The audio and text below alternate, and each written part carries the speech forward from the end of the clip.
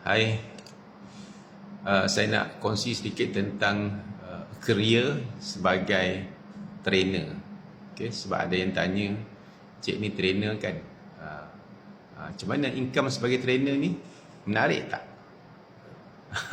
Sebab biasa orang, soalan tu biasalah. Sebab orang tengok nampak macam seronok, nampak macam best. So jadi nak tahulah. Tapi sebelum saya cakap menarik ke tidak, saya nak kongsi sedikit. Saya ni understand my position. Saya ni dah kerja 28 years. Saya dah start buat training way back zaman 1999. Masa tu saya kerja, saya buat training. Saya involve dengan training lah, saya conduct some training. Kemudian pekerjaan saya pula, sebab saya minat training, sebab saya minat kongsi, saya ni passionate dalam knowledge sharing. So bila ada peluang untuk conduct training, bagi talk, saya akan always take the opportunity lah. Contohnya zaman saya kerja government pun, bila ada peluang untuk bagi ceramah ke, talk, public speaking ke apa ke, saya akan always volunteer myself. Sebab saya suka knowledge sharing.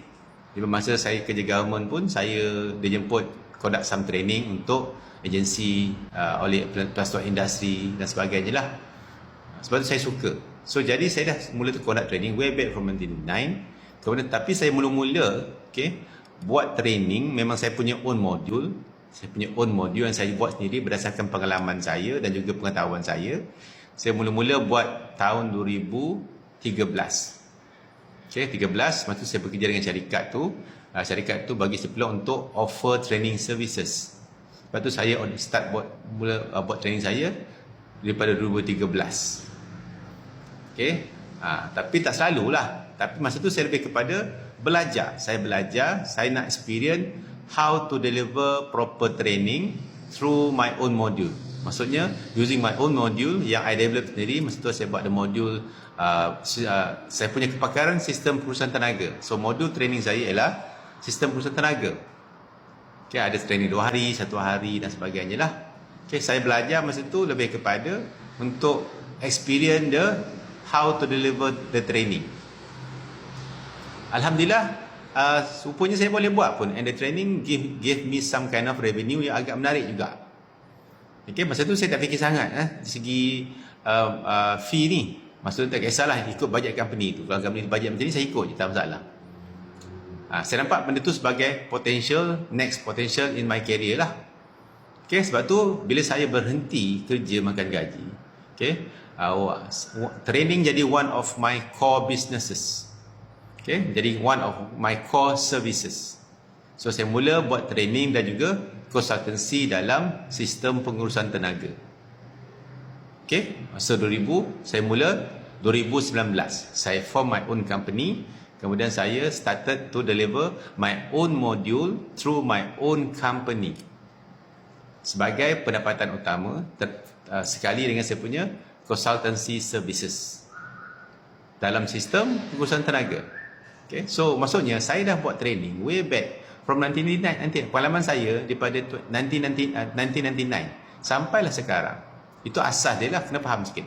Saya juga dah ada semua credentials. Dalam bidang saya tu, topik saya sistem perusahaan tenaga. Saya ada credential pakar sistem perusahaan tenaga, pengurus tenaga berdaftar. Saya juga lead auditor ISO 51 sistem perusahaan tenaga. Saya juga dah jadi accredited trainer by HRD Corp. Dulu certified trainer sejak tahun 2012. Kemudian 2023 saya become accredited trainer dengan HRD Corp. 2024. So saya dah ada semua all the credentials, saya dah ada pengalaman, saya dah ada expertise, and now saya masih conducting training. Itu saya punya background supaya faham sikit. Kadang-kadang kita tak nampak tu. So training kat Malaysia ni, dia tengok topik.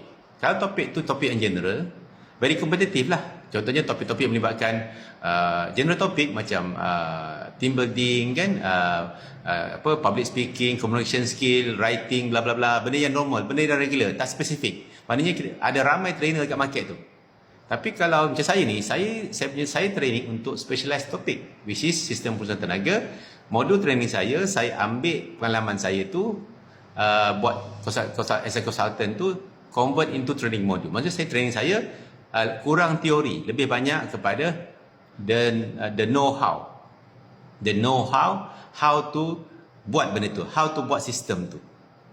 maksudnya training saya ni specialized. So how much is dia punya revenue ataupun dia punya pendapatan je. Okay, again sebab saya specialized yang lain tu saya tak tahulah. Ada yang 800 satu hari, 1500 satu hari, 1200. Saya punya training sekarang ni, kalau in-house training, saya punya rate dah sampai minimum satu hari 5,000 minimum satu hari untuk in-house training HRD Corp claimable courses. Okay, satu hari minimum 5,000. Saya pernah maksimum HRD Corp claimable satu hari 10,500. Ada company yang bayar saya boleh claim 5,000 minimum, even until 10,000 per day. Itu rate saya. Itu kalau in-house training. Tapi kalau saya dapat, sometimes saya dapat training international punya market. Okay, dia bayar dengan USD.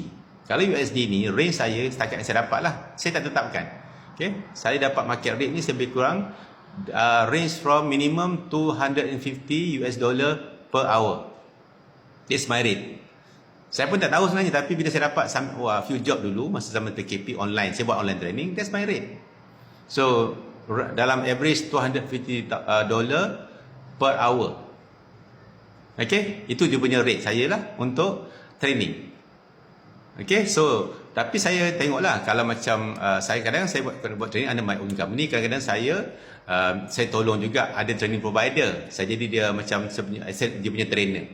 Itu range saya kalau training provider ni range from 3,000 per day lah minimum, excluding travelling and accommodation minimum so far. Sebab training provider ni saya fikir dia kena ada, dia pun kena untung jugalah. So sebab saya lebih kepada at least I can deliver, I can reach out, because for me every training participant is my potential client for consultancy. Sebab saya tak kisah tu. So dengan rate macam tu, okay, sebenarnya saya ni kalau setakat nak survive in my family, untuk saya dan family saya buat training 1 bulan 2-3 hari 4 hari cukup. Kan? Maksudnya cukup lah, sebab saya punya life simple. Life saya simple dan sebagainya lah. Kalau public training pula, saya punya rate, cost saya pula, saya punya cost. Kalau yang range adanya fee per day, range from 1,200 ke 1,600 satu hari. Public training. Saya ada satu modul, saya punya training 2 hari modul, fee dia 2 hari tu 3,200 seorang. And average saya dapat participant setiap 4 bulan saya dapat satu training, satu session lebih kurang dalam 7 ke 10 orang lah, that's average. Okay, so is it attractive? To me, in Malaysian market, yes lah. From there, you boleh buat calculation lah. Saya average training saya sekarang ni, average training saya 1 bulan tu average training at least dalam minimum 10 hari. 10 hari minimum. Setakat ni lah, for the past 2-3 years. Minimum 10 hari. Okay, training saya. Sebab training saya 2 hari. Okay, so bukan 10 hari. Sebulan average betul lah. Okay, minimum biasanya dalam 10 hari sebulan. 2 lah. Okay, somehow. Okay, 10 hari sebulan training saya. Average lah, dia boleh kira lah. Okay, and public training pula saya buat every quarter. Average participant satu session dalam 5 ke 10 orang lah minimum. Alhamdulillah. Itulah. So is it attractive? To me yes lah, you boleh kira lah berapa kan. Satu hari 5,000. Okay, kalau 10 hari. Okay, satu hari satu orang 3,200 2 hari. Katalah saya dapat satu sesi 5 orang kali dengan 4 kali setahun. Itulah saya punya expected income from training every year. How much? Bagi saya try to cukup lah. Satu lagi saya suka, memang saya suka knowledge sharing. Saya semua nak buat training ni. Okay, so itu asas dia. Tapi jangan tengok sekarang, kita tengok macam mana saya bermula. Saya bina saya punya keupayaan, saya punya credential for many years. Okay, itulah nak kongsi sebagai so training adalah opportunity for everyone yang ada expertise, yang ada some kind of specialized knowledge yang dia boleh dikongsi, yang diperlukan oleh industri. Macam saya ni, sistem perusahaan tenaga ni sekarang ni memang high in demand lah. Okay, dulu hanya perlu untuk certification, sekarang ni dah ada untuk legal requirement. So itulah nak bagi semangat sikit. Kalau siapa minat bidang training, yang penting kita ada skill untuk deliver lah, insyaAllah. From time to time kita akan belajar how to deliver to different target groups lah, insyaAllah. Itulah pengalaman saya dari segi training. Atraktif ke tidak? Fikirkanlah. Bagi saya, Alhamdulillah.